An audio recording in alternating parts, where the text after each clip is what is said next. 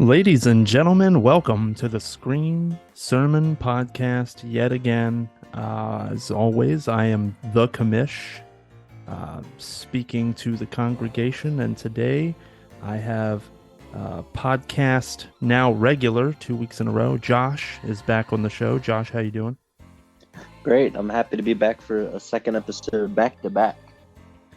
We really benefited a lot from your knowledge and expertise. I know that that's something that you've done a lot of research on and a lot of study. And when we were ranking the screen films, it was great to have your input. So thanks for that. Oh yeah, that's I love film in general, but horror is my bread and butter. It's what when I look at the release schedule at the end of the year of what I've watched that came out the previous year, it's like half horror movies because I'll seek out anything. Well, and so this week, Josh, as I know that you know, and we'll go ahead and let the rest of the congregation know. This week we're going to do, for the first time, a coming soon episode.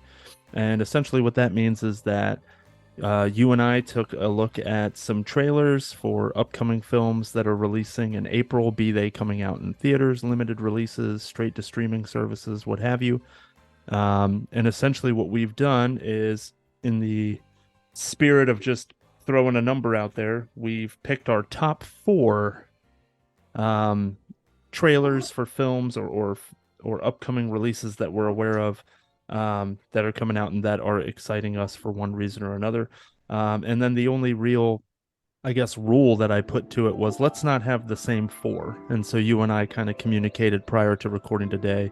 So if there's a movie on your list that was going to be on mine, I just went ahead and omitted it and then added some other things, which is helpful because I got to tell you, first of all, I read through quite a list of April 2023 releases, and then afterwards I watched a ton of trailers in the lead up to this episode today, and I wrote down tons of movies that I'm like, oh yeah, that looks good. Oh yeah, that looks good. You know, it was just this one after the other, and I think it's just because, with, as you had just said, I'm just a movie fan in general, and so there's a lot of movies that just kind of check enough boxes for me where I'm like, oh, I'd check that out. Yeah, I look at every horror movie that I can find its release date like a month in advance, and I plan to watch those throughout the year. So I have a general idea of what of those is coming out like all year round. But Sure. one of the movies on your list wasn't on my radar until you told me that it was on yours. So it's really neat that I got to experience that because I didn't even have that marked down for April at all. Oh, great. I'm excited to hear which one that was. So yeah, I figured that, you know, we could do it in sort of a countdown, if that's all right with you, and kind of start at number 4. And that, I guess, would be the, out of your top 4, the one that you're kind of least excited about, and kind of move down the list from there, if that makes sense to you. Oh yeah, do you want me to kick it off with my number 4? Or? Yeah, why don't you kick it off? All right, my number 4 is a movie that I just learned about through seeing the trailer, just watching stuff casually. It's called The Black Demon. It's a shark film. Which Okay. All right. There's a lot of shark movies, and there's a lot of crash shark movies, but when they're good, I really dig them because, you know, there's just so much nonsense that goes on a lot of these, and it's just a fun time. Did you say they're called crash shark movies? No, there's a lot of crap shark movies. Crap shark movies. I'm sorry. Okay, that was a fun little breakup in our audio there. Okay. Like anything from The Asylum is usually not a good film, but they can be fun, and Sure. that's fine for me. So like drinking game movies. Yeah. Okay. This one though, The Black Demon, it looks like it's not a low budget one. I think it's going to theaters. I believe it is, and it's directed by somebody I'm not too familiar with. Uh-huh. I'm gonna butcher this name because I'm a goofy American. Adrian Grunenberg is what I wrote. Who, the only thing notable that I might have seen would be Rambo 5, but I've not seen any Rambo movie start to finish. Okay. Um, Let's see here. I'm it's looking for your theatrical release, whether or not it was coming out. oh yeah, it I didn't write down a date. I just knew it was April. Anyway, it's one of the it's in a subgenre of films that I really like, where they take cryptids, like monsters and stuff of Yeah. legend, and make Hmm. a horror film out of it. Sure. Um, the Black Demon is a Mexican legend. Okay. So it's neat that they're doing something different than just Megalodon, because we get a Yeah. lot of those, especially with the Meg, which I didn't really care for. Yeah, me neither. Which I just learned at the bookstore the other day. That's based off of a book, and a book series, no less. Oh, it's a whole series? Yeah, the Meg 2, The Trench, which is coming out this year, is based off of a book called The Trench, and there's like four more or something. I had no idea. I saw it while looking in the horror section for Joe Hill books. That I was like, what is that? The Meg, like the Meg, the movie, The Meg? Uh-huh. And yeah, so I guess they're making more than two. I hope the second one's better than the first. Yeah, no doubt. Well, and what I kind of liked about it, too, when I watched the trailer for this one, Josh Lucas, first of all, I dig him as an actor. He was the only person that I really recognized. No offense to the rest of the folks in the film. But one of the things that I liked about it was exactly what you said. It wasn't just that it's a shark movie, but it's a monster, right? It's a folk tale. And I thought that angle of it was cool, that there's going to be a mythology around it. And I'm sure that they're going to do some, cool exposition to kind of explain that. Yeah, they mention in the trailer there's a few lines about it being a curse for the shark to come back, which means it could potentially have some type of supernatural element, which would be a lot more interesting than if it was just like another Jaws film. And I really like the setting of being in an oil rig.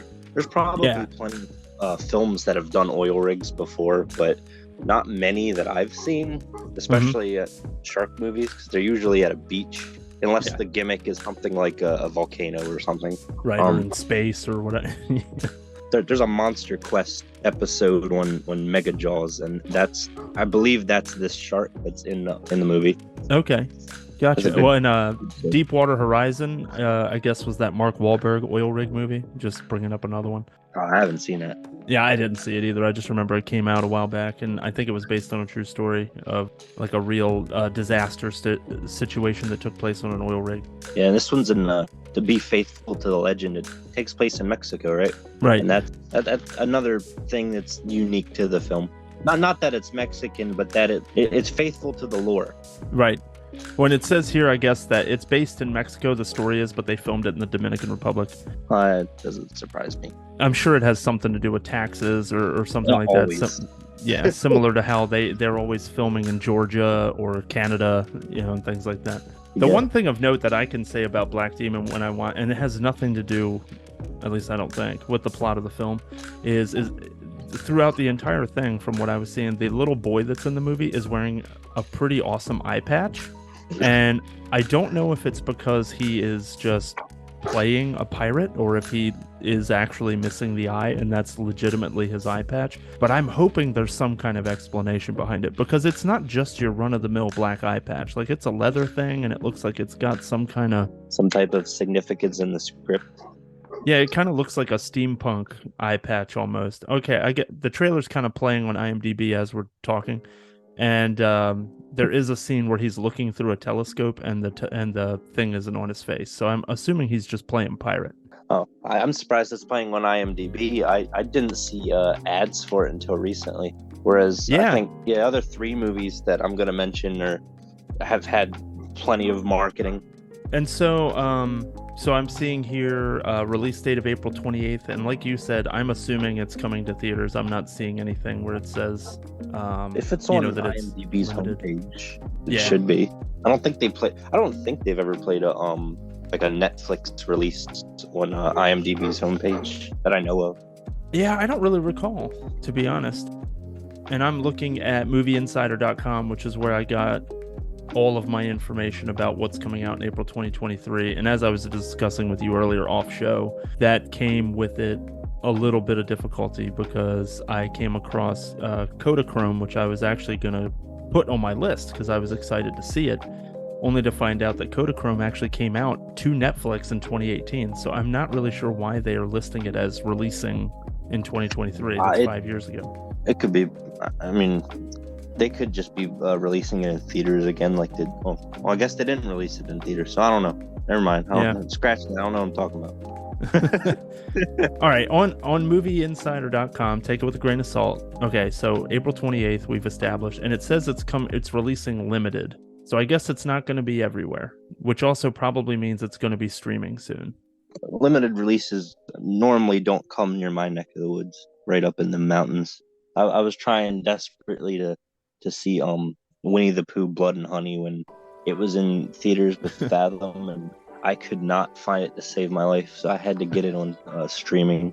Oh wait, but you have seen it? Oh yeah, I just saw it last week. Okay, and it's something. It is something. It's a movie. I have tons of questions about that one and how they got the rights to use the character, and yeah, like how did that even come about? Oh, it's a whole new subgenre of horror that I could get into. But just to touch on it for a second, because we don't Sure. have all day. Recently, there's been a resurgence in people taking children's stuff and putting a twist onto it. So when Winnie the Pooh fell into the public domain, the book, not the Disney movie, when the book fell into public domain, they were free to use Winnie the Pooh as long as it didn't infringe on the likeness of the Disney character. Ah, you're basically begging me to turn it into a horror monster.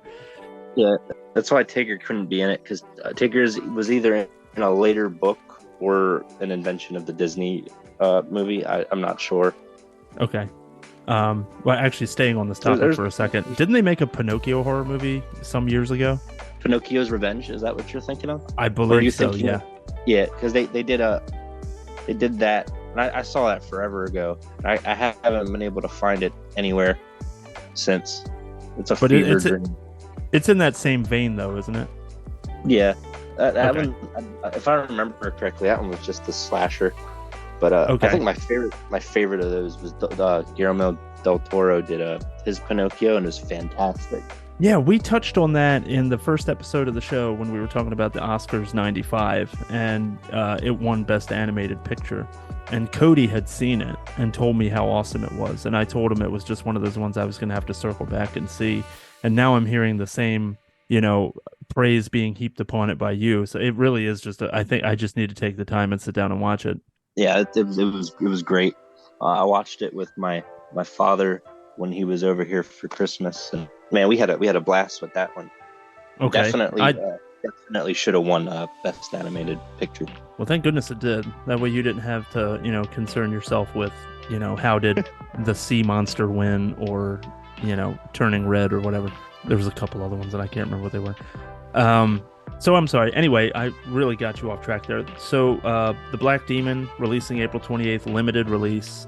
Was there anything else you wanted to say about it? I didn't mean to take you off on a tangent.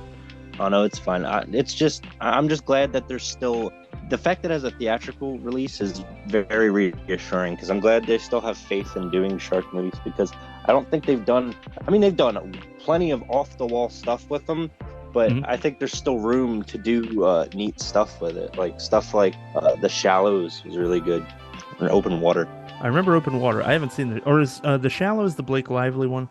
I don't remember. But yeah, one of my least favorite movies of last year in the list I made was another shark movie called The Requiem. And I'm hoping that this year there'll be a way better showing from the subgenre. Not that that's the only one that released last year, but it really, one bad one can really take you out of watching a certain type of movie for a little while. It's an original film, so I hope it does well. Yeah, absolutely. I mean, in the land of nothing but remakes and requels and sequels and spiritual successors and all that kind of stuff, it's nice to see something that's just kind of like, no, it's an original thing that we came up with. It might be kind of an homage or a send up to other things, or have some similarities to other things, but it's an original story. Yeah, definitely. Every shark movie has to do their Jaws homage. Sure. Just get out of the way. Absolutely. So if you don't mind, I'll take it to my number 4. Yeah. And like I said, I I wrote down like I have honorable mentions like you read about. Like I basically just wrote down every movie that was releasing, you know. I mean from One Day as a Lion, Scott Kahn led movie and it has J.K. Simmons. And he's an assassin, not J.K. Simmons, but Scott Kahn's character is an assassin. It looked really good, and I like J.K. Simmons, and he was playing a character I wasn't used to him playing. All the way down to I saw a trailer for a film called How to Blow Up a Pipeline, and it was all about essentially folks trying to figure out how to build explosive devices so they could literally blow up an oil pipeline, and it was supposed to be sending a message to the people that own the pipeline and the animals that it kills and all, they were kind of environmentalists and kind of doing this terrorist act, but in order to send a message or something. The premise of it and the way it was shot, based on what I was seeing in the trailer and stuff, looked good, but you could tell the budget was absolutely in the toilet, and there was no one recognizable in that film save for one young lady who was in Utopia, the short-lived series about really rare but popular comic book series called Utopia, and that show in and of itself was very wild, and it got canceled after one season, but it was good. I recognized her. She was like the main lead from that show, and she's in it. So I had all kinds of so I really had to do some narrowing down, and you and I actually chatted about it earlier about how I told you, I said, well, I have 5. Originally I was going to have 3. And you said, well, look, I have 4, so why don't you just go to 4? And then we'll just do a top 4. And so my 4th one, after I had to bump Kodachrome because it's actually a 2018 release, is To Catch a Killer. It's this movie that is a kind of low-budget thriller. It's got some recognizable faces in it, like Ben Mendelsohn, who I know from, he's a character actor I've seen in a bunch of stuff, but most recently I saw him in The Outsider, the Stephen King adaptation. And then Shailene Woodley is the lead in this, and she was in the Divergent movies. And then she, from what I've seen, is basically... Have you seen The Fallout, released in last year, I think, January? I have not. She was I think her name was Anna in that. That was a film about a school shooting, and it's the one I recommended to you a while ago, because I went into it thinking, oh, a school shooting movie, it's gonna be, disrespectful to an unfortunate thing that happens too often. Right. But no, it touched on it tastefully. It was just a film about grief, and it had Jenna Ortega in it. I think everybody was pretty good in it, including her. So I'm excited to see more from her. I don't even remember you recommending that to me, so that's going to have to go back on the list of, hey, go ahead and watch that. So my apologies. Lately, I feel like I've been a lot better when you're like, hey, you should watch this. And then I basically jump right into it. Like, what was it, a couple of weeks ago? You were like, you should watch Fresh. It's on Hulu. And it was like literally 10 minutes later, I had started the movie. So I need to get back into that realm. So To Catch a Killer is I don't want to say it's a police procedural, but it's certainly like a crime-oriented drama. It takes place in Baltimore, which is fun, because for the listeners out there, Josh and I are from Baltimore originally, as is Jay, the other member, or one of the other members of the show. It takes place on New Year's Eve, which to me kind of gives it kind of a Batman vibe. I don't know why. I guess I'm thinking of like Calendar Man or like The Long Halloween and stuff like that, where sometimes there's some holiday themed things. Shailene Woodley plays a police officer with Baltimore City Police, who ends up being kind of looped in by the FBI's chief investigator, who is played by Ben Mendelsohn. And essentially she has a knack for understanding some of the behaviors of a very disturbed terrorist, basically, in the city, a serial killer. And in the trailer, they talk about how he's essentially an Olympian level sniper or an Olympian level marksman or something like that. He seems to have a very elaborate like sniper nest kind of setup. There was this thing with lasers, whether it be like a sight laser, which is absurd because that's how, you're giving away your position at that point, but whatever. For a visual, it made for a very interesting visual. They had a bunch of like how do I want to say it? It was like lasers being directed around and how they were pointing into windows and stuff. I don't know if they were trying to figure out where he was shooting from or something like that. It was very visually interesting. The way the movie is shot, it looks to be a very visually interesting film. The performances looked good, and and it shouldn't be about this for me, but I really enjoy the cat and mouse thing, and we kind of talked about that in the Scream ranking episode. Some of my favorite stuff in the entirety of that series is the Ghostface voice and talking to the person that they're about to kill, that kind of thing. And it seemed like there were at least two scenes in the trailer where this disturbed Olympian level marksman who's on this killing spree is talking to Shailene. I keep wanting to say Shailene Woodley on the phone or in person, and he seems to have his own like voice modulator thing to disguise his voice. There's just something about that makes me think it's cool. I don't know why, but something about, I don't know, something about the style of it and the concept of it. It struck me, even though it's just kind of a crime drama, and it could be one of those very paint by numbers crime dramas that ends up in like the $5 bin at Walmart next year. But just from the outside looking in, it just kind of caught me off guard, and it really caught my interest. Yeah, I noticed from the trailer that there's cinematography of the film looks very stylized. There's a drone shot. I don't know what the technical name for it, but there's one where you're like looking up at the skyline from like the street level. Yeah, and I like that this is essentially a slasher movie with a gun. Yeah, that's a good way to put it. Mm-hmm. I'm hoping in the film it gave me vibes like they were gonna do this towards the end of the trailer. It looked like they were doing a type of the killer could be anywhere type thing. Yeah. Because they're a sniper looking down on people, preferably not with the light, like you said, because that doesn't make any logical sense. It would give away your position. But I could see why they would do that for visual purposes. Sure, but then afterwards, it's like, how do you not know exactly what window that's coming from? Yeah, especially when you're trained for it. That's why I was wondering if they were doing like an almost like detective breakdown, kind of like, again, I don't want to keep taking it back to this, but kind of like Batman, like kind of recreating a crime scene, so they could kind of figure out the angle at which he was shot or something like that. I don't know, but it was a cool image. It's really interesting. I hadn't heard about this film before. This is one of the ones that I hadn't heard about on your list, and it's really interesting because I was telling my fiance the other day, when we were in bed, man, they should make more films about Baltimore. Yeah.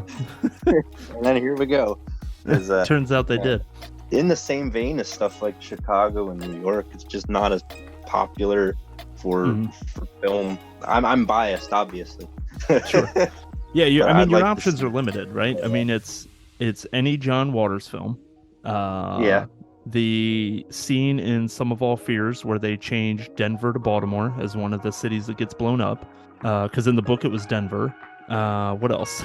The Wire. Yeah. Oh, never mind. I was about to say Hairspray, but that was John Waters, wasn't it? Yeah. Sorry, I kind of covered a lot there. Yeah, John Waters, just his entire filmography. Yeah. He's Baltimore born and raised, so he set all of his films in our home city. Every film I think of is a John Waters film. But yeah, I mean that was the Baltimore thing was very secondary. I found it out kind of afterwards when I started researching things about the movie, and that just kind of it certainly cemented it even further. I already wanted to see it, and then I found out I was like, oh, it took place in Baltimore as well. So, but it was filmed in Montreal, so again, tax breaks. It's releasing on April 20th, and I believe it's another one of the limited releases. I think it's going to be hampered because it shares the name of another film. Yeah, it was originally known as Misanthrope. That would have been better. That was its original title, and they changed it. Because To Catch a Killer is the name of that docu-series about John Wayne Gacy that came out in the 90s. It's going to be like the first search result when people look it up. I gotcha. Yep. That is going to cause it some problems. And it's a shame that it's like that, but, I think its appeal would have been limited anyway, but it just occurred to me as like, this is a movie Brandon would probably like, and I just kind of jumped on it. Yeah, it's Red Dot set in Baltimore. There you go. So anyway, yeah, let's we can move on from To Catch a Killer, and we can go on to your number three. So hit it. All right. Well, I didn't have these ranked originally, but that's not a problem. I think I know exactly which one goes where. My number three is Renfield, starring Nicolas Cage as Dracula. Okay. This movie has had some ridiculously heavy marketing. I Yeah. think I made a joke to you before that I see this trailer more than I see my own parents. Because it plays before every film, and I think 1 in 3 YouTube videos has this before it. But that won't stop me from wanting to see it. It looks just fun. I like seeing Nick Cage be Nick Cage, and Yeah. he's typecast as the crazy guy, but it works. The Dracula in this film seems to be the same one played by Bela Lugosi in the original Universal Monster films. Yeah, film. I would agree. They did a portion of their marketing had him in black and white wearing the same wardrobe. So I think it's neat that it's a Universal film that's kind of not necessarily like a sequel, but a continuation of an established character that you've like already seen before. Sure. Because even if you haven't seen the 1931 Dracula film, you know Bela Lugosi, you know how he talks, his mannerisms. Mm-hmm. So it's nice that they pay homage to that. It has Nick Cage in it, so it has naturally some not that he always does, but in this instance it has some comedic elements, it looks like. Absolutely, yeah. Though I don't know exactly what genre it's going for, because while it does have a lot of comedy in it, it looks like pseudo horror, pseudo action. Got some good lines from the trailer. Yeah. Where Renfield is asking for protection. He's like, "Oh, you have the best protection around." And then Renfield looks all happy and he goes, "Yeah, the Catholic Church." And then he just scowls. From what I'm seeing, it's being put out there that it's kind of a horror comedy. That's exactly what it would need to be. Yeah. And so this is directed by Chris McKay, who did the Tomorrow War that Chris Pratt led. I think it was Chris Pratt. It went straight to Prime. Yeah, it's Chris Pratt, like a sci-fi kind of war movie, and then he did the Lego Batman movie as well. Yeah, when I saw his name and I was like, that looks familiar, and I was like, oh yeah, he did the Lego Batman movie. And then on his IMDb page, I saw he directed Robot Chicken Star Wars 3. When it just kind of gives you an idea where some of his bend toward directing for comedy comes from. Yeah, I think he was involved in the first two Lego movies too. Oh yeah, he was an actor in them. Okay. I just checked the page, so I guess he's a voice actor too. Okay. I mean, yeah, it's not ringing any bells by looking at him, but yeah, I'm glad he's got some type of comedy already. Because the worst thing in the world is a comedy film that's not funny. Well, so when I was watching the trailer for this one, it definitely has vibes. It's got like Kick-Ass or Scott Pilgrim, or maybe if you want to take it even like further away from the comic book stuff, that movie that came out with Jesse Eisenberg and Kristen Stewart, the Ultraviolet. Or American Ultra? Maybe that's what it was. Ultraviolet was that Mila Jovovich movie. Never mind. American Ultra, where it's like they're teenagers, but they have like they're enhanced in some way, where they're just insanely good at fighting, or they have some kind of resilience to being damaged and stuff like that. I didn't see the movie, but Renfield, basically makes me bring that up is Renfield. It looks like when he eats bugs, which I've always known as a character trait of his, it seems to give him strength in this movie. Yeah. I've never seen the character done in that way before. I'm not sure if you're familiar with that, but yeah, he seems to eat bugs, and that essentially is like spinach to Popeye, and then he's able to just clear a room of assailants. My recollection of the character is just that I thought he was just, well, maybe I'm not wrong. Maybe it's just original for the script, which is fine. I thought he was just another Igor type character. That's what I thought. Yeah, he's like the servant, and he goes and gets the stuff and does all of the grunt work kind of thing, and Dracula essentially has something about the way that Count Dracula in his, kind of making a ghoul out of him, so to speak. He ends up being just, he eats bugs. It just kind of became a thing. And I do remember that, but I don't recall anything about Renfield having supernatural powers. I like the casting too. He's played by Nicholas Hoult. Yes. Yeah, who played Tyler in The Menu, which was one of my favorite films of last year. Yeah, I enjoyed that quite a bit. I always remember him as Hank McCoy from the X-Men movies. Oh, I didn't realize he was in that. Yep. The first thing that came to mind was The Menu, and then the zombie from Warm Bodies. Yes. I forgot all about that movie.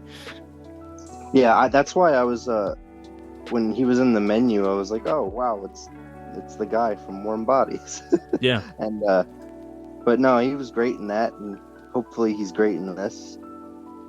I'd love it if he went 2 for 2 years back to back in great films. Yeah.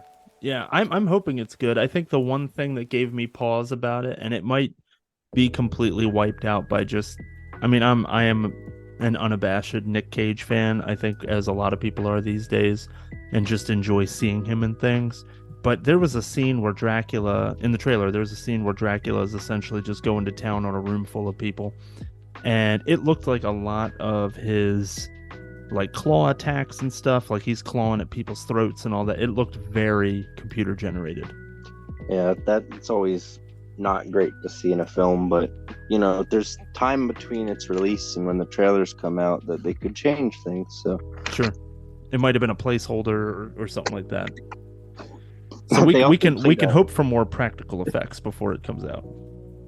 They also played "Creep" by Radiohead in the trailer. Yeah, that was great.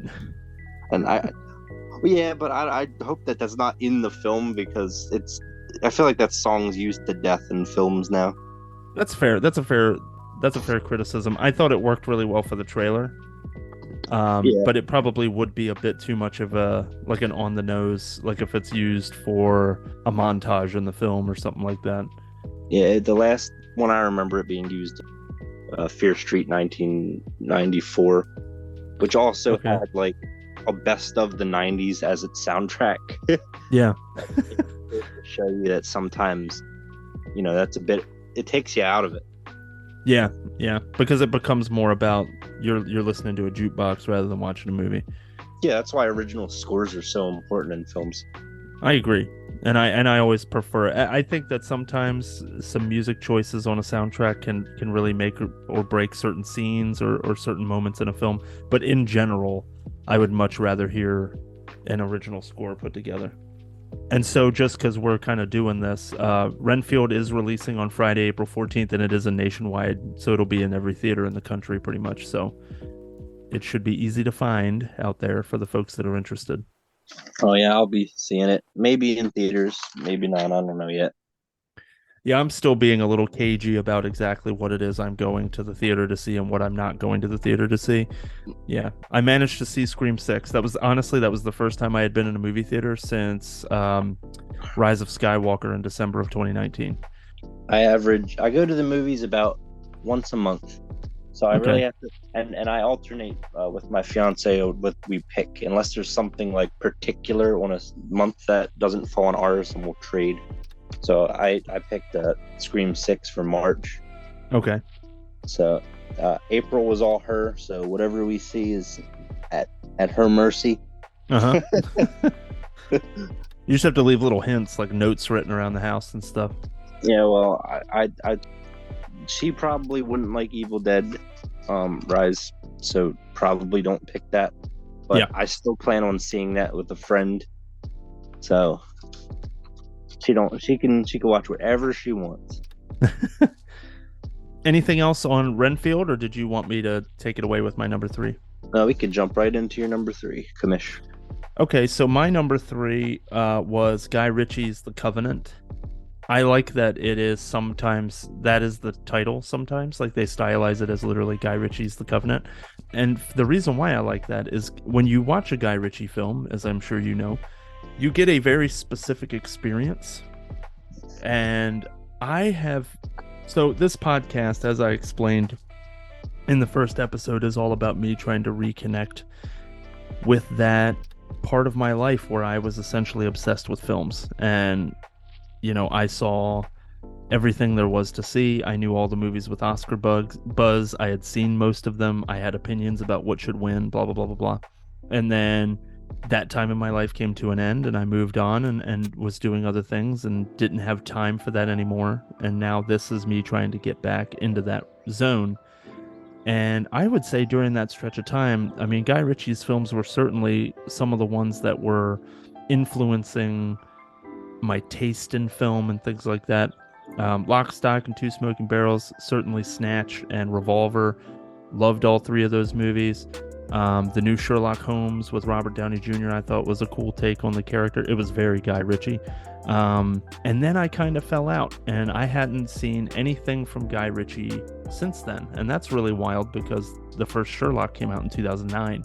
And that includes The Man from U.N.C.L.E., which very much seemed like a movie I would really like, and I never saw it. And then King Arthur, Legend of the Sword, Guy Ritchie does a damn King Arthur movie with the dude from Sons of Anarchy, and that one completely missed me, and I heard it wasn't that great.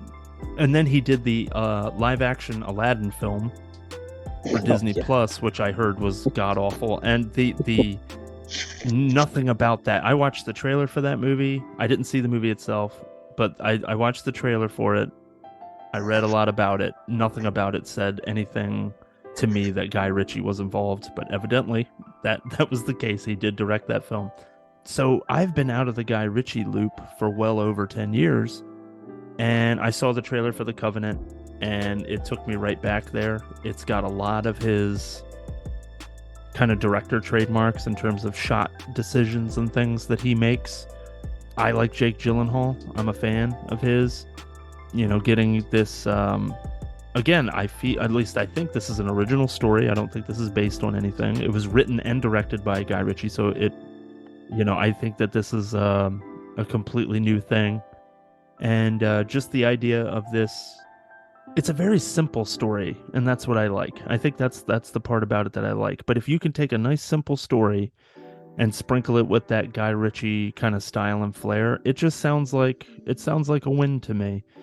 And so you've got Jake Gyllenhaal's character, who's a sergeant in the army. This is during the war in the Middle East. They have an interpreter who is of Afghan descent. He is taking the jobs literally just for the money so that he can support his family. Jake Gyllenhaal's character ends up getting wounded in some way, and the interpreter gets him out of this hairy situation despite his injury, and then goes into hiding because the Taliban is looking for him.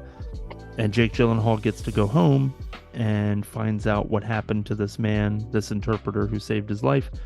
Decides that that's not right. I can't just leave him holed up somewhere hiding from terrorists. I want to go over there and help him out.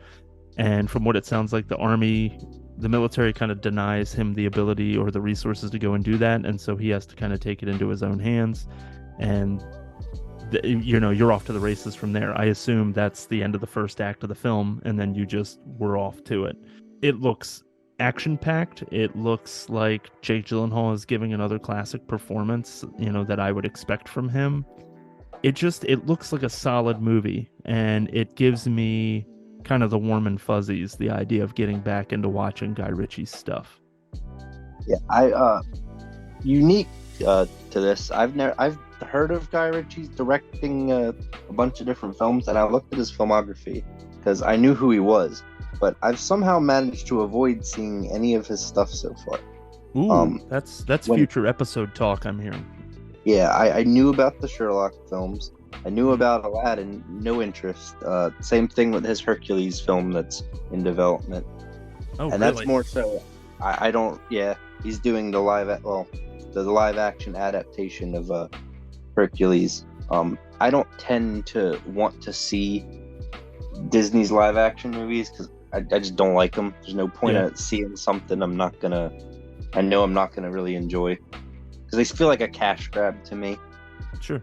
But yeah, I was like, oh, it's the guy who did Aladdin. He's That's the Aladdin guy to you. yeah, but that and it's unfortunate that that's what it is. But I'll have to see Sherlock because I've been wanting to for a while.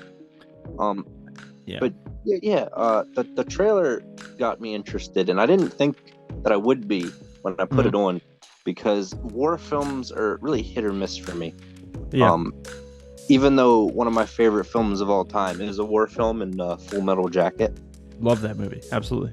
But yeah, this one's got a simple yet interesting plot with not the main character, but the Su- co-star Supporting playing character. it. Yeah, yeah.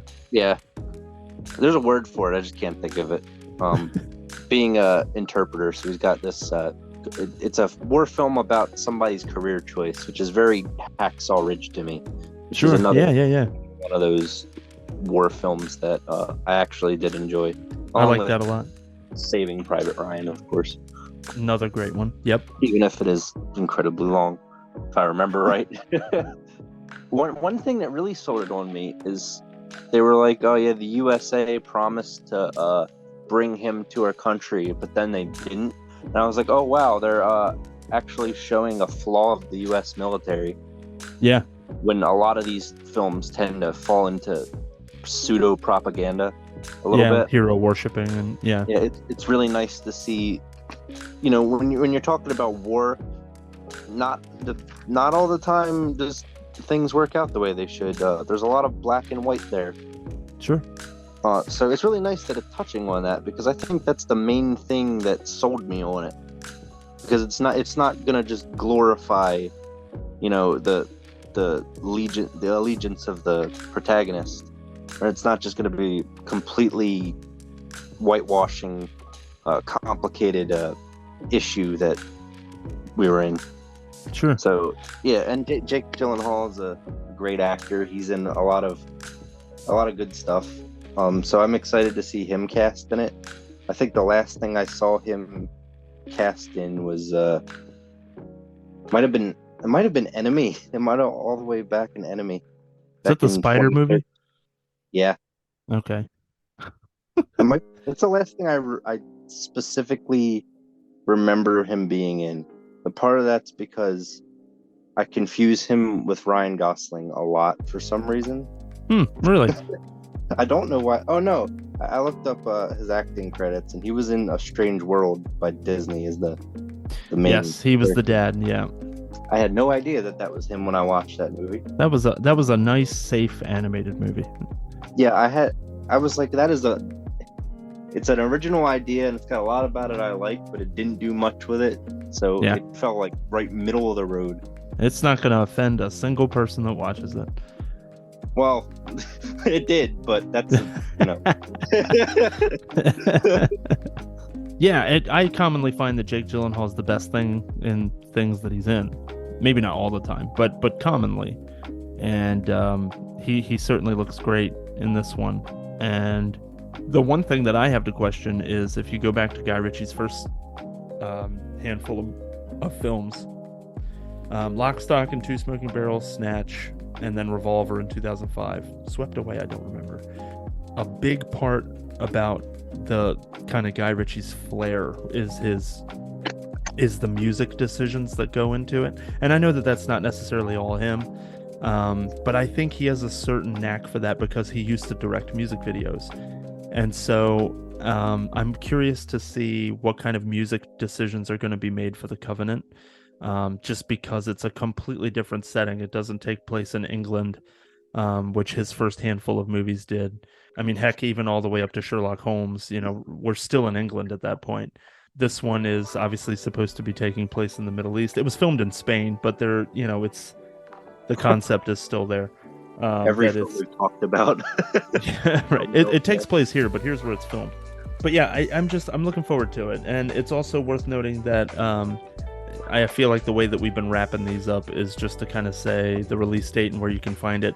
This is going to be everywhere. It's a huge release.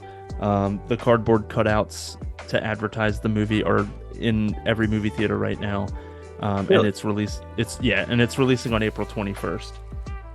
But what I also found, thanks to the internet, if this is to be believed, is that Amazon Prime has the post-theatrical streaming rights. So I assume it's going to come to Prime relatively quickly. I've noticed that turnaround time between being in theaters versus then coming to streaming has gotten a lot shorter these days. I remember having to wait for VHSs for like 6 months, 8 months, something like that. So it's going to be coming to Prime, it sounds like.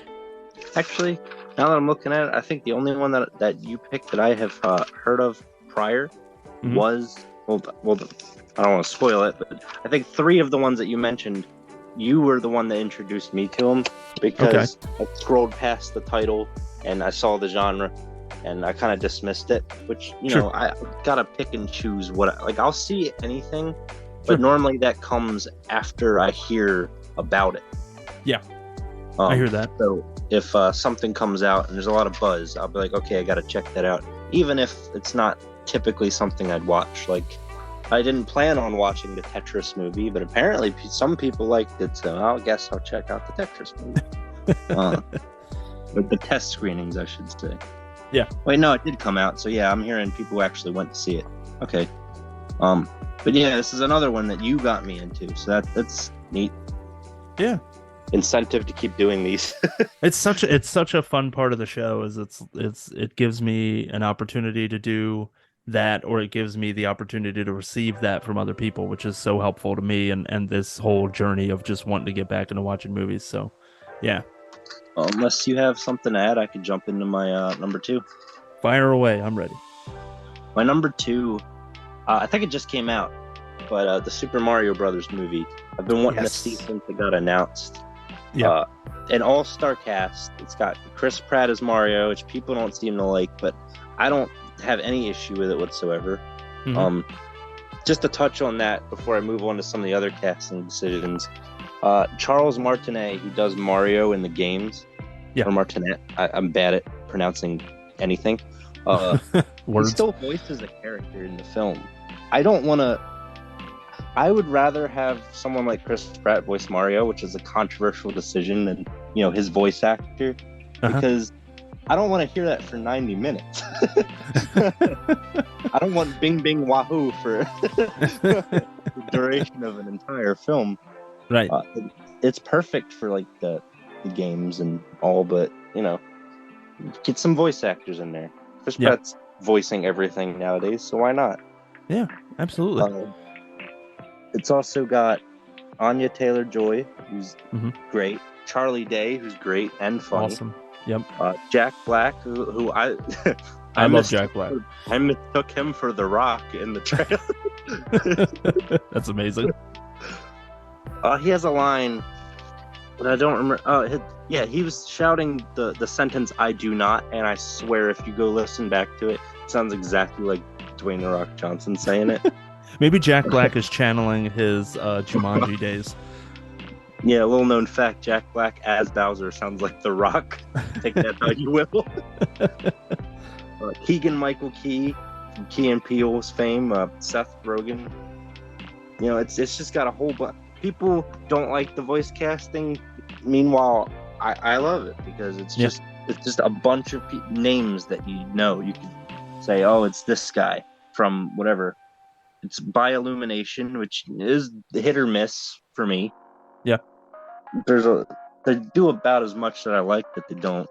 Yeah, I think that's fair. What else? Oh, the from the trailer, it's got a lot of references to Mario games, and the film itself from the trailer looks exactly like a modern Mario game. If you've played like Super Mario Galaxy or any 3D Mario, it looks like you could cut that movie up, or at least the trailers, and play them in game as a cutscene, and I'd completely see that. Yeah. So many references that I caught just from the trailers, like them fighting on top of a girder with Donkey Kong, as a reference to his original game. Right. It's got you get to see Mario actually plumbing a sink. That's amazing. That's probably the only thing I've never seen him do. Yeah, plumb. Yes. Assuming that plumb is a verb. It has a reference to, or at least it looks that way. It looks like what they're doing with Luigi is just a whole bunch of Luigi's Mansion type stuff. Okay. That's the vibe I get from it.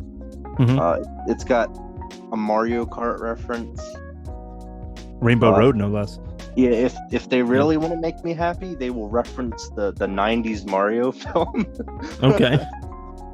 I'm sure it's in there somewhere. There's gotta be. It's the second attempt at, as far as I know, of making a Mario film. It's got in the film, mainly from the scene where Bowser is fighting the penguins that I do not remember from any Mario game, unless they are the penguins from Mario 64. That's the only thing I can think of. But that could also be my lack of playing Mario for the past 10 years. Yeah, it's been a while.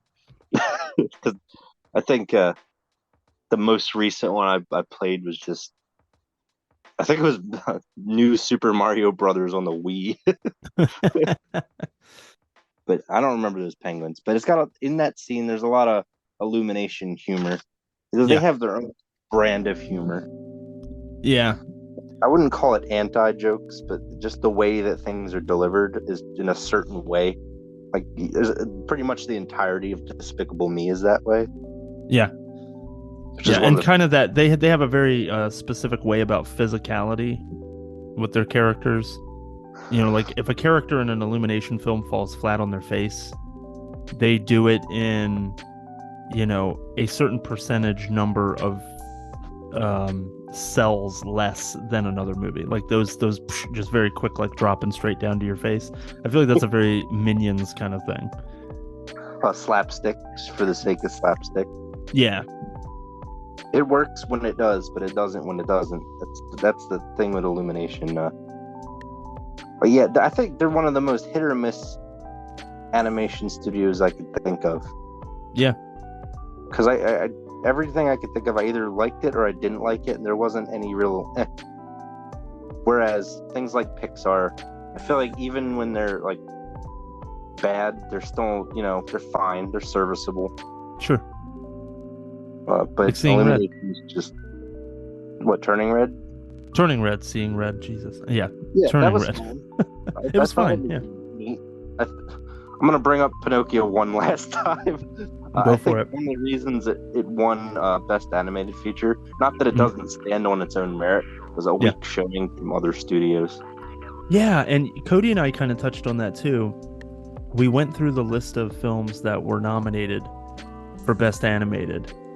And I told him, I was just like, I haven't seen any of these except for Turning Red. And he's like, oh yeah, how was that? Was that worthy of an Oscar? And I said, no, not at all. So I was like, it was fine, but as far as being Oscar worthy, no, I didn't see that at all. Yeah, I can't remember how many things Pixar put out last year. They did Turning Red and they did Lightyear. And Lightyear, which I didn't see that either. Lightyear was fine. Like, it's a Pixar movie, you know what you're getting. It's fine. People were complaining because it's like it's supposed to be like what Andy was watching, and they're like, oh, here's some inconsistencies of why that couldn't be the case. Shut up, it's a Pixar movie. When he was a child. Yeah, but because there's some discrepancies with things that shouldn't exist in what was Toy Story 96? The original, I think, is 95 or 96. Yeah. It doesn't matter. It's a Pixar movie. It's it's whatever. Yeah, and it's a classic. Yeah. There were people also mad that it didn't follow Buzz Lightyear of Star Command, the animated. I don't remember if it was a movie or a show, but it had its own lore. It was Mhm. basically Green Lantern, That's but they amazing. did something different. Oh, yeah, it was. I don't know if I recommend that, but if you've seen it, it's nice that you've seen it.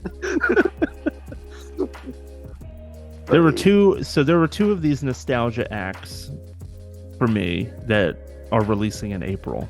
There's the Super Mario Brothers movie, and then if you want to dial it down and really kind of strip the budget away, the Power Rangers Once and Always the Power Rangers movie. film coming out.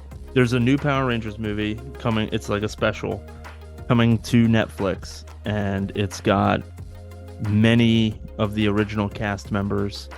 Um, outside of, I think there's a pair of them that have passed away. And from my understanding, the original Pink Ranger is not involved, but I don't really know why. So I watched the trailer for that, of course, because I had to keep it in mind. I was a huge Power Rangers nerd when it first came out in the mid 90s. So watching that trailer, and then, of course, anything dealing with Super Mario Brothers and remembering that time in my childhood and even adulthood when I've played the more recent games and stuff like that. Those were two of the like nostalgia acts that were playing on my heartstrings a little bit. And Mario would have certainly been a movie that I would have mentioned as like, this is a must see for me, and would have been one of my top four if you and I hadn't agreed to not talk about the same movies. Oh, you could go first next time. It's not a problem. I'm such a consumer of films that it like I said, literally, it was just everything I watched. Everything, and I'll just go down. One Day as a Lion looked good. Paint looked good with Owen Wilson. How to Blow Up a Pipeline. Gangs of Lagos. Oh Belinda. The Japanese remake of Cube. I love the original Cube. That was the one where I was asking you, because it's coming straight to Shudder. I was asking you about Shudder. Mafia Mama with Toni Collette. I love Toni Collette, so that immediately jumped out at me. Even though the movie, I'm not the target audience for that movie, but I like Toni Collette, and the concept looked good. Nefarious. Suzume, which is an anime. I don't even watch anime anymore, but I saw the trailer for it and I was like, looks good to me. One of These Days is a movie about one of those competitions where a bunch of people stand around with their hand on a car, and the last person touching the car wins the car. For some reason, I watched the trailer. I was like, I'd watch that. Sitcom episode is a film. Huh? It's a sitcom episode, but as the whole film. Yeah, but I was in, and it's a drama. It's not even funny. A drama? Yes. Blind Willow Sleeping Woman. I would watch that based on the trailer. The title alone is a very odd animated film centered around the Tokyo earthquake of 2011.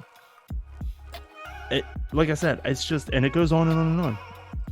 I wrote down almost every damn thing just because I want to watch everything, and so it's easier for me to be like, you know what, Josh, you go ahead and write down the four you want, and then I'll just pick from the rest of these, because I know I reckon we'll probably do this once a month. Yeah, just because it makes sense to do.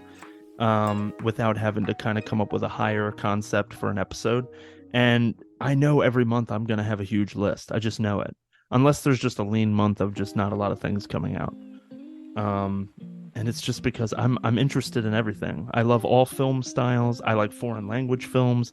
I like documentaries. I like weird dramas about keeping your hand on a car or a truck. It was a pickup truck. I watch all that stuff. Low budget, high budget, indie film. I'm into everything. So yeah, and that all of that will kind of lead very nicely into a segue for my number two when we get there. Well, yeah, I had a whole list too. I sent you a big list of horror films at the end of March that were set to come in April. Some of them probably are going to get pushed back because I haven't heard anything since. That's what they were set for. Like I like the one that you pointed out was Night of the Killer Bears, which I'm interested again by the title alone. Also, Living with Chucky, which is a documentary that premiered last year that I've wanted to see forever. Yeah, and I believe it came out on the 1st. I think it did. Also, the Pope's Exorcist was something I could put on there, which Yeah, I hadn't seen much marketing for, but it got a WrestleMania spot, so that's great. it That's got the a best WrestleMania marketing spot, for and film Russell one. Crowe is great. Yeah. Okay, so I just wanted to make sure. Did you have any other Super Mario Bros. Things that we didn't touch on that you wanted to get to? No, that's all. Just looks good. I'm excited for it. I've heard only good things from people who have seen the movie. So When it's supposed to be pretty, it's shaping up to be pretty successful. They're estimating it's going to make $141 million this weekend. well, I don't think they're gonna stop making cash grab. Well, not that that's a bad thing, but movies capitalizing on nostalgia. I don't think that's gonna slow down anytime soon. So, but I'm glad it's doing successful. It looks great. Yeah, I'm excited to see it. I want to take the girls to go see it, or at least my eldest.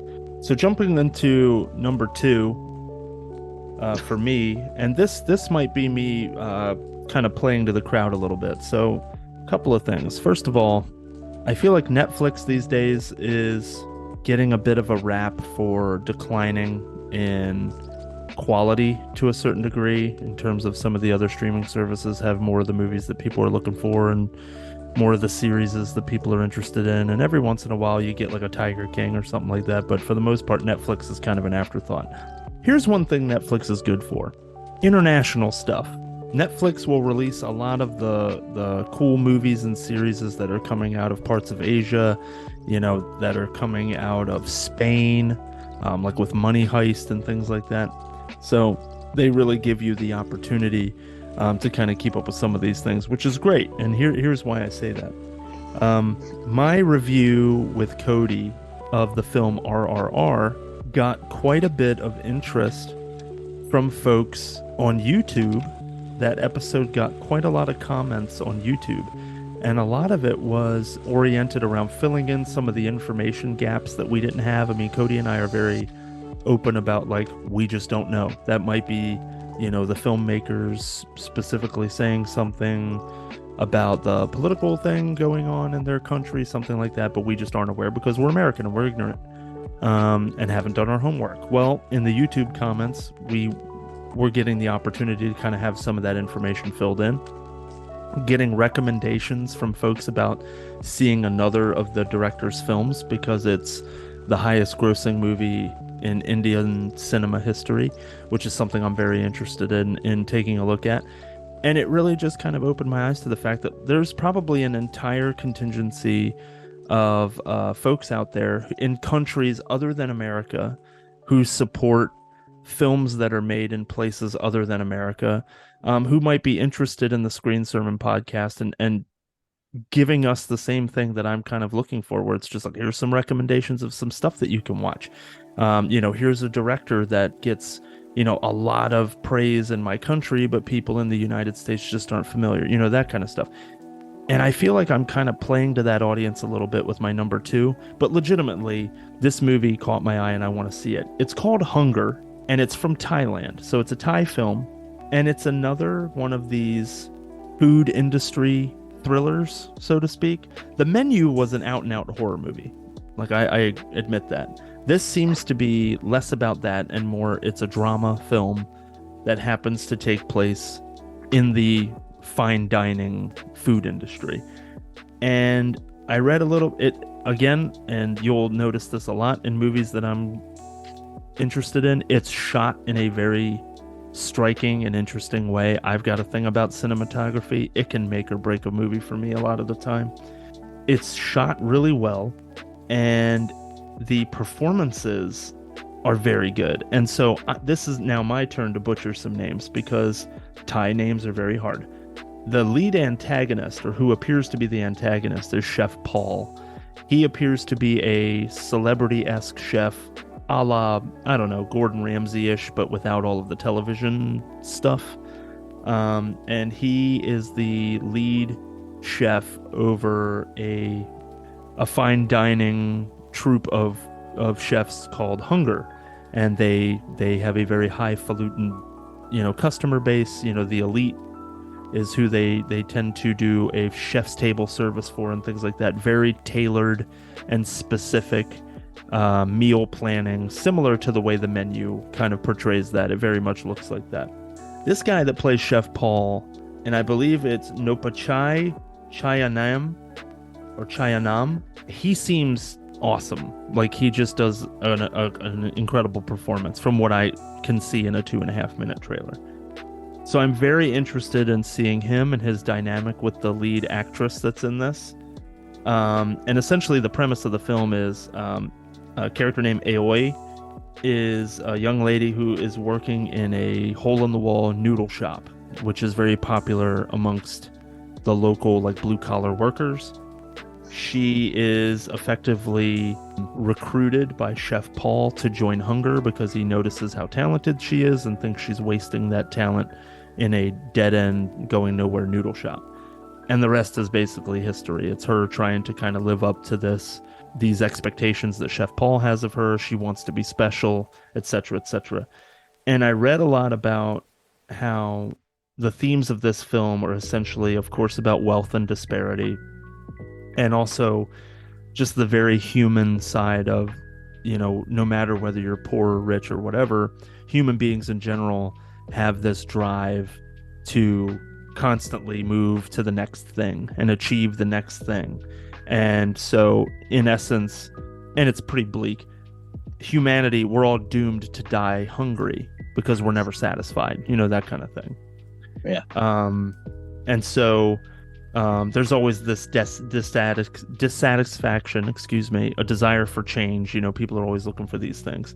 And the director, Sitasir Mankolsiri, claims that he was not taking any kind of political stance, even though this is a very political heavy theme and concept. His explanation was that he was more interested in the kind of human element of it and that idea of we all die hungry because we're never satisfied. So what did you think when you checked this thing out? I'm all in, and I don't know, it's coming to Netflix, thank goodness.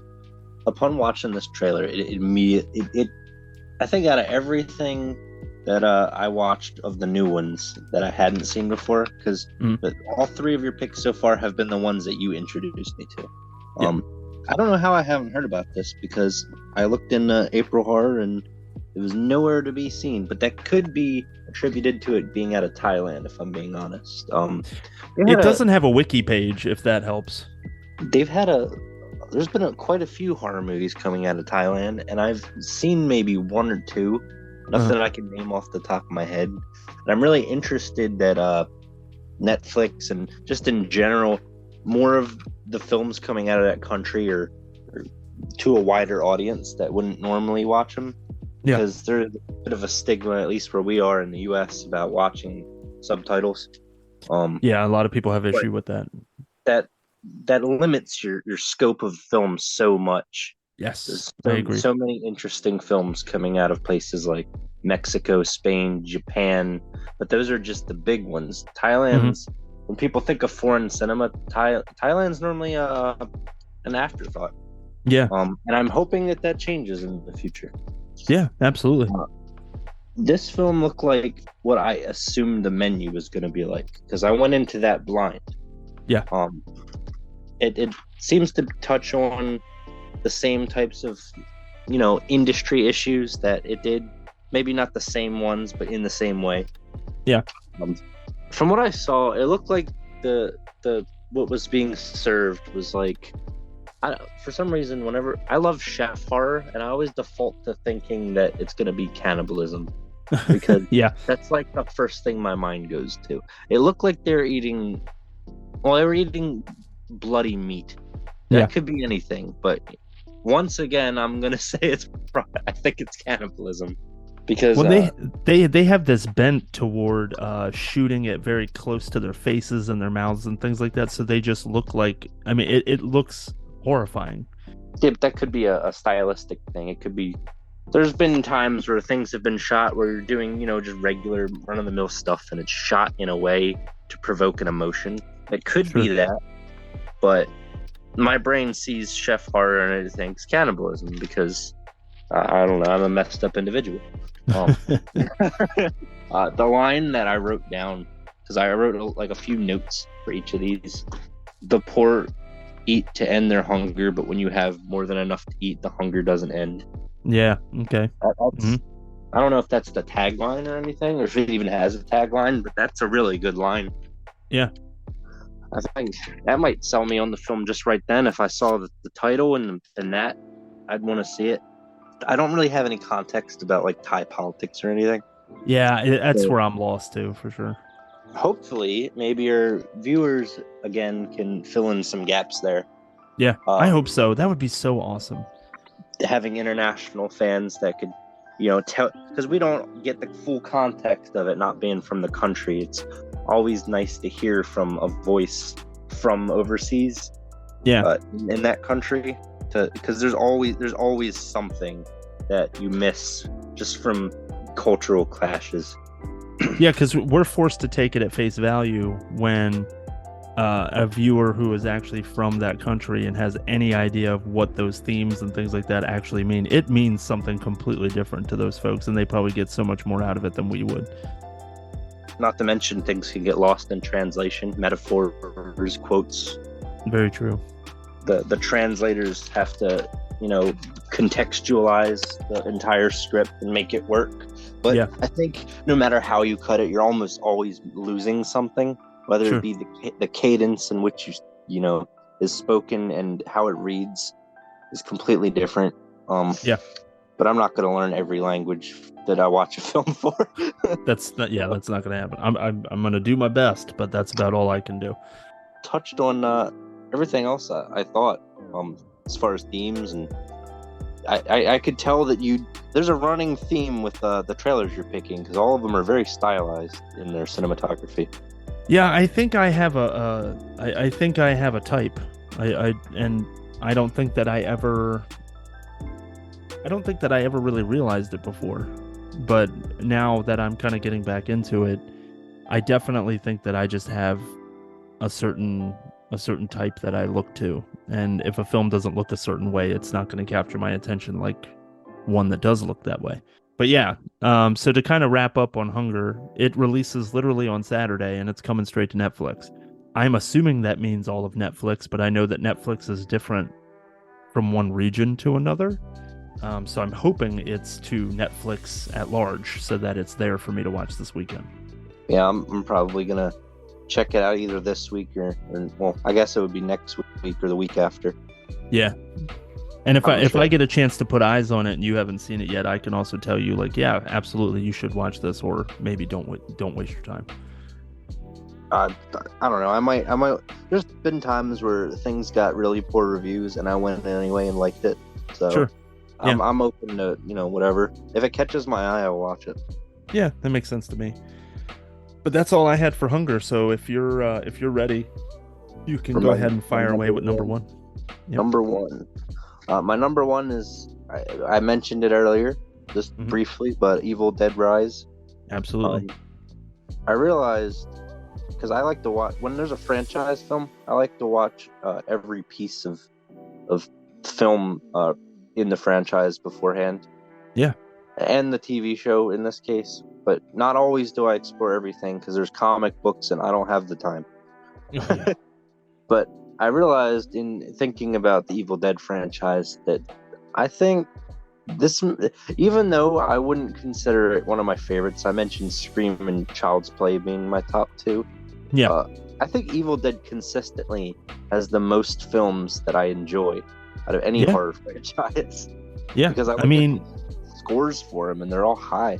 well, and I got to tell you that, we've already talked about this when we did the Scream ranking episode, that our next ranking episode is going to be the Evil Dead films because of Evil Dead Rise coming out.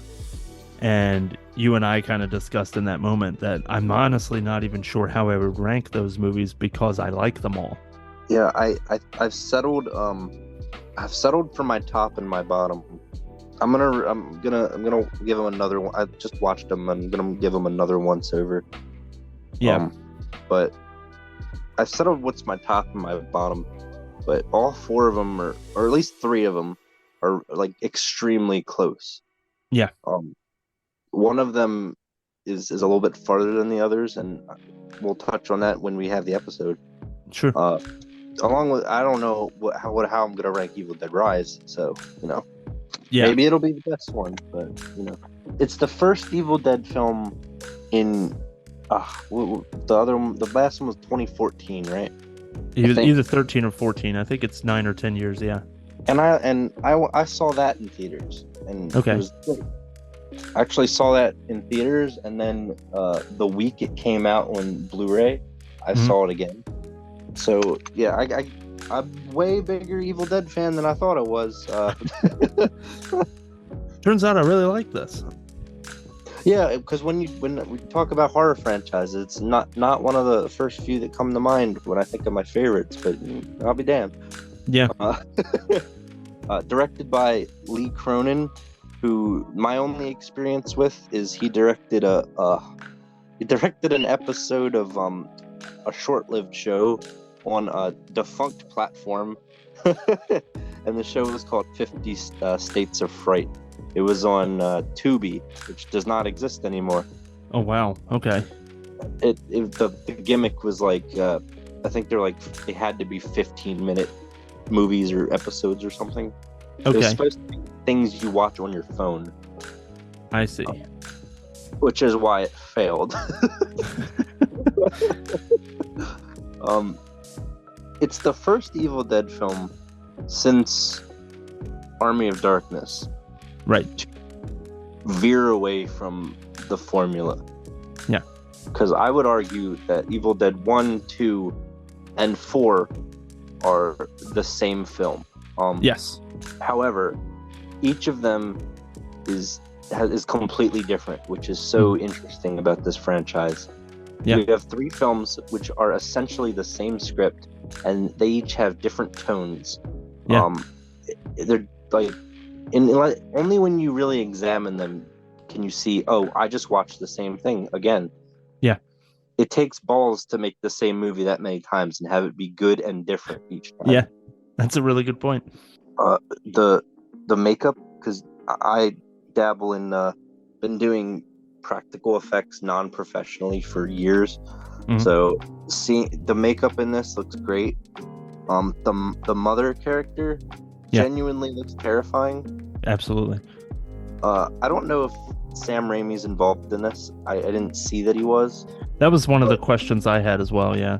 But assuming he isn't, it's still covered in blood, just like his stylistic choices are. Yeah. Like, any Sam Raimi film just has gallons of blood, more than a human body could contain. Just a livestock farm worth of blood. So if that's an homage, then that's great. That's fantastic. Yeah. Some good lines. I think this is genuinely going to be, from the trailer, the most horror focused Evil Dead we've ever had. I think so. Yeah. There's nothing funny about it. There's a couple lines that are not played for laughs, but I could see how that could be like a little bit of comedic element, like the way that stuff like Mommy's with the Maggots now is delivered, and how she's staring into the little window of the door in that maggot. It's a little funny, but I do think this will be the most horror focused film of the franchise. Mm-hmm. 2013 or 14, the last one, that was pretty horror focused. It still had a little bit. It had a comedic relief character. Yeah. The line that I picked out from this that is the funniest or the most comedic is, "You're gonna make a good mom. You already know how to lie to kids." So I think it has a little bit of it, but not too much. This is another film that I have seen a trailer for every time I've gone to the movie. Yes. The mother character, I know it's sort of a reference to the other Evil Dead movies where you have somebody trapped in the cellar, but it also kind of reminds me of Reagan from The Exorcist. Yeah, I could see that. Something about a demon taunting people really gets me going. One day you can clip that for TikTok. Yeah, that and the cannibalism. Uh, your whole thing about cannibalism too. Starting to paint a real picture of yourself. Um, Also, did you notice the Shining reference with the elevator full of blood? Yeah, I did. I didn't really know if that was going to be. Sometimes they shoot footage just for the trailers, Yeah. which I prefer because I don't want to see the movie in the trailer. No, I think that's a great tactic. I agree. I touched on the marketing a bit. I mentioned to you when it happened because it was a whole thing on Twitter. One reviewer wrote, "It keeps you on the edge of your seat and beats you off." And Yes. the, Fantastic. the director on I think both his account and the corporate account made comments to that, going, Yeah. "Oh, come see this movie. It's gonna beat you off." And from then, it's just become part of the marketing. I just can't. It makes me laugh every time. When you pointed it out, it really got a laugh out of me. And then to just to hear that they just kind of embraced it, it's fantastic. Yeah, it went viral, so they were like, "Oh, well, this is part of the marketing now. Come see the movie that beats you off." You could say it's one of the director. It's his most masturbatory film. Lee Uh, Cronin. Yeah, I have no idea who he is. The Hole in the Ground. He directed The Hole in the Ground. yeah, my only experience with him was the 20-minute 50 States of Fright segment he did. Right. And I don't remember off the top of my head which one it was. I don't know exactly. The plot seems to be the only thing that's derivative of the other ones, where they just kind of like find the book. And, personally, if I find a book bound in flesh, I'm not going to open it. I'm just going to leave it alone. But, it's an Evil Dead movie, and people don't give a shit about books bound in human flesh. Just read it. Read it out loud. If you use the hashtag Evil Dead Rise, you get a little cheese grater emoji next to the thing, the hashtag. Oh, really? I don't know, unless I missed something from the trailers. I don't know what that's in reference to. I guess maybe they're saving that bit of nastiness for actually seeing the film. Oh, it's got to be some messed up thing with a cheese grater. I could already think of the route I'd go. Yeah. As we Sam Raimi is listed as a producer, by the way. Oh, well, yeah, but that doesn't necessarily mean he had creative say. Yeah. Involved in as much as he's like, yeah, I'll throw some money at it. Yeah. It's just, it looks genuinely terrifying. It's the only film in a long time that my lady has outright said, "I don't want to see this. It looks unpleasant." I managed to drag her into seeing It Chapter 2, even though she's scared of clowns, and she had a terrible time. So I'm not gonna do that to her again. Good call. Yeah, I like it when well, maybe I shouldn't word it like that. This is gonna be strike 3. My fiance is terrified. You did it anyway. Oh yeah, I don't. It is what it is. She's gonna listen back to this, and I'll hear about it. But yep. Yeah, I like it when I don't like torture porn movies. Yeah. Well, they can be done in a way that I will like, but I don't like it when they're done for the sake of capitalizing on their popularity. Sure. Like, there are times where I'm like, all right, Human Centipede 3, looking at you, or we're like, all right, knock it off. Don't sacrifice the script for being shocking, I guess, is the takeaway. Yeah. If it's just throwing guts at the screen, it probably won't be as good as if it makes sense in context. That's why opposing every other member of the horror community, I don't really care for Terrifier 2 as much as people. Yeah, and I haven't seen either of them. I'm a horror fan, but I think compared to like your level of fandom, I would be like a tertiary fan. But I know that Art the Clown is supposed to be kind of the new icon in the horror movie scene. I haven't seen the first one, and I know the second one just came out last year or something like that. Yeah, my problem with that is why I didn't care for it as much as other people. I mean, I still gave it 7 out of 10, so I liked it. but I didn't Mhm. like it as much as a lot of other people. It's because I thought the script could be a lot stronger. Okay. The makeup effects, fantastic. Some of the best I've seen in a film in all of last year. Okay. But then again, the director was also a makeup artist, so it makes sense. Yeah. But the script was weaker, and the performances were all good. David Howard Thornton as Art, good.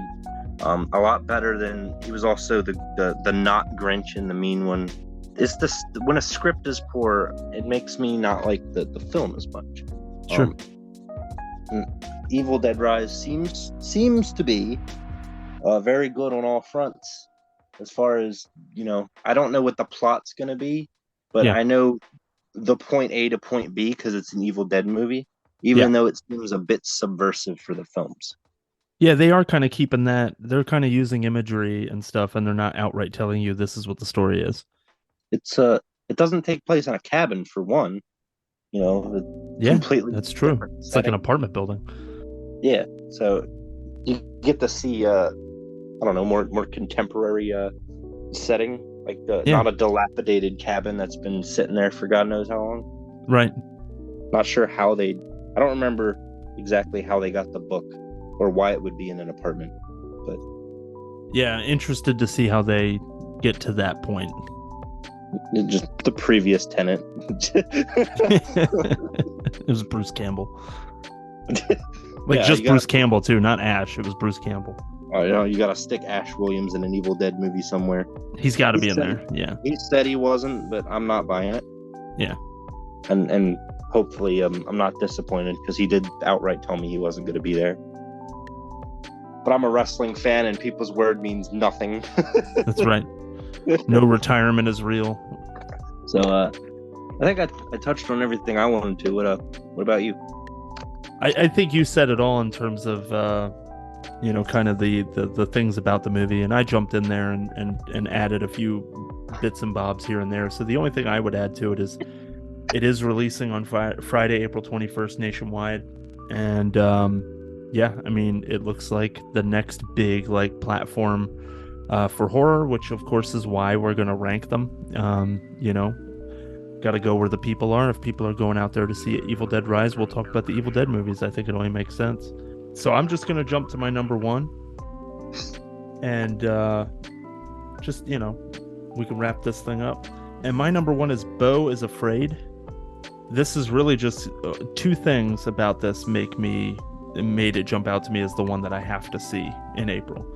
First of all, we can go right back into the stylization of things. There is a lot of very interesting, cinema, the way it's shot, the art direction and things like that. There is some really, really cool imagery, and it's directed, written, and co-produced by Ari Aster. And I loved Hereditary, and I liked Midsummer. I'm kind of just behind anything that Ari Aster is involved with, kind of like Robert Eggers. I'm into everything that he's been doing. Ari Aster had a short film called Beau, and there's a sequence in this film that essentially was inspired by that. And then I love the way that Ari Aster describes this film. So it's essentially about a man returning home after the death of his mother, and he had a tenuous relationship with her. He appears to have some kind of like a phobia or a disorder or something like that. I wrote down agoraphobia. I'm not sure that that's exactly what it is. The letterbox listing just says a paranoid man. Paranoid man. Okay. But I'm sorry. Ari Aster, he described it three ways. I don't know if this was all in the same interview or separate ones. So first of all, he describes it as a nightmare comedy, which parts of it seem very funny. He referred to it as a Jewish Lord of the Rings, but he's just going to his mom's house, which I thought was fantastic. And then my favorite was, as if you pumped a 10-year-old full of Zoloft and had him get your groceries. So, based on descriptions alone, obviously the imagery and a lot of the stylized things that I saw in the trailer, and then just the reputation of Ari Aster and enjoying his work, I have to see where this is going. And Joaquin Phoenix is it. I mean, he's great and he's the lead. So I'm very excited to see him doing what he does with an Ari Aster film. Just some interesting little tidbits about it. It was shot in a suburb just outside of Montreal. It has a budget of $35 million, which is the most expensive A24 film so far. And that's another thing worth mentioning. It's an A24 movie. They are a studio that releases a lot of these kind of offbeat and quirky kind of indie films. I believe it's becoming a little bit more difficult to call them indie films because they are getting such mainstream attention. An A24 film won Best Picture at the Oscars. Well, that's true. Yeah, Everything Everywhere All at Once was an A24 film. Is it A24 or A24? I've been calling it A24 like my whole life. Well, since I turned on to it. Gotcha. So I don't know. And then another noteworthy thing just to throw out there is that it premiered at the Alamo Drafthouse in New York, and it was accompanied by a Q&A by Emma Stone, of all people, because she's not in it, to my knowledge. And it was an April Fool's Day prank because the audience that showed up was supposed to be seeing a director's cut screening of Midsummer. And then all of a sudden they got to screen Ari Aster's new film and have a Q&A with Emma Stone. The movie looks awesome. I'm really excited to see it. I'm excited to see how it goes. I don't have tons of things to say about it. It's the way Aster describes it, like I said, his reputation alone, like I said, and the way that it looks, it is got me hooked, and I'm already there. So, what did you think when you saw the trailer? Different take on Ari Aster. Yeah, I'm not as big on as other people are. okay. I thought I don't know. It's just personal taste, I guess. Hereditary was decent. It was all right. I didn't think it was like a perfect film like a lot of people did, and I didn't care for Midsummer. And that's nothing to say about this film. I'm still interested in seeing his work, because just because you don't vibe with the first couple things doesn't mean to avoid them altogether. Absolutely, I agree. It's kind of a good thing for me, because I'm looking for something of his that stands out among the stuff I don't particularly care for. Mm-hmm. Yeah, Joaquin Phoenix is great. He's playing another instance of him playing a character with a mental disorder. Yeah. All I saw was the letterbox. Description that said he was a paranoid man. And I saw that before I watched the trailer because I wanted to know, what I was looking for. And the trailer was bizarre. Yes. It mentioned a car accident. So you can make plenty of theories just from that trailer alone. Maybe it was all just a dream. Him having some type of disorder brings the whole unreliable narrator situation. Yeah. There's a line that said, "I'm sorry for what your daddy passed down to you." So I'm curious to see, what that's all about. Maybe the mom's not real. I don't know. The plot's unclear, and it's got a lot of different stuff going on. It's bizarre on purpose. It's like a drug trip film. Yeah. Well, and the to your point, the narrative that you can't trust and things like that, it just reminds me of Joker, right? And Joaquin Phoenix literally just did that. It's what you're showing us. We can't always believe everything that we're being shown on screen because we know that this character has a defect of some kind where they create these fantasies in their head and things like that. It seems like he's playing that character again to a certain degree. And not to mention the poster. Well, mainly the poster, but also in the trailer, you see what looks to be Joaquin Phoenix in different stages of his life. Yeah. That's part of the marketing, so it's got to be significant in some way. Yeah. So I don't know. It's a film where I have no idea what's going to happen, and that makes me extremely interested. Me too. Yeah, that gets me into my seat right away. I like here's another one. I like weird shit. Put that on my tombstone, please. I think that's the perfect way to wrap up after all the other things you've said on this show, which I'm absolutely going to use against you in the future if I have to. But to just wrap up, Beau is Afraid. It releases on Friday, April 21st. It's listed as limited, but I can't imagine it's not going to be in a lot of theaters. Go check it out. Continue to support Joaquin's, not Joaquin's work. He doesn't need the help. Uh, Continue to support guys like Ari Aster and those guys and gals that are kind of building their careers up in these kind of offbeat films, because that's how they continue to get made. So Yeah, you heard it from the commish here. Don't support Joaquin Phoenix. That was the takeaway. yeah, specifically because he doesn't need your damn help. He's got it.